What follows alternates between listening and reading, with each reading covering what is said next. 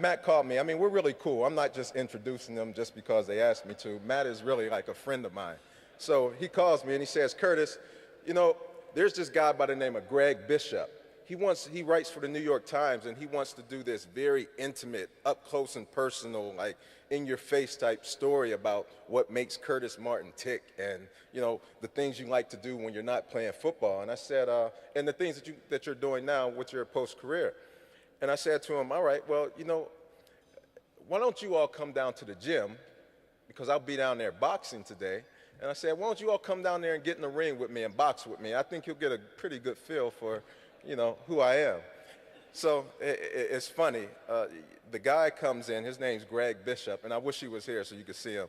I mean, he's a pretty wimpy looking guy, but a really good guy. So he gets in the ring, and I tell him and Matt, I say, now these are the rules. These are the rules. If you try to knock my head off and knock me out, punch me as hard as you can, I won't hit you back. But if you don't punch me, I'm gonna hit you back. So this guy just starts swinging for the fences, and you know, and he was at first he was just barely touching me. So I hit him one time, and that's when he really starts swinging.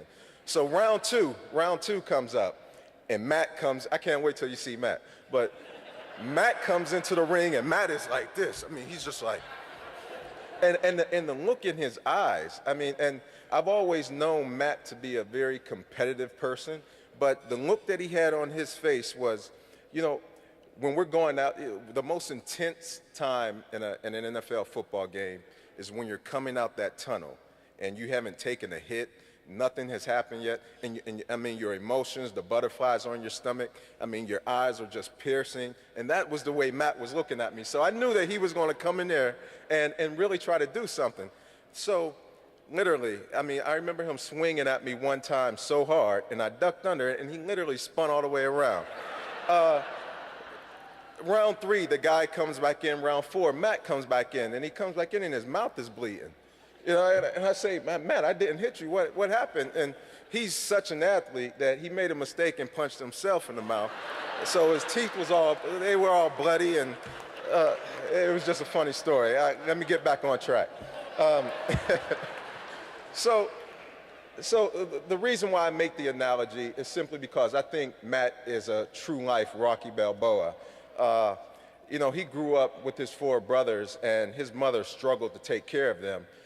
So at the age of 13, Matt was working at McDonald's. At the age of 15, Matt had to work more like a full-time job. So he dropped out of high school.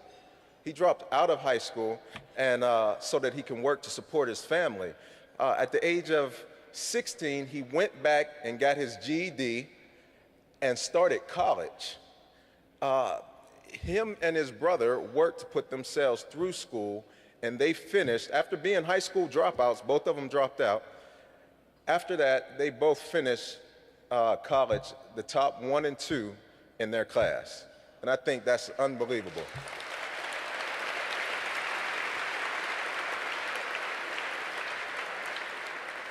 You know, Parcells used to say, I don't know how many of you are really football fans, but Bill Parcells, I mean, if you know him, he always has these really wise sayings. He's like Yoda or something, you know.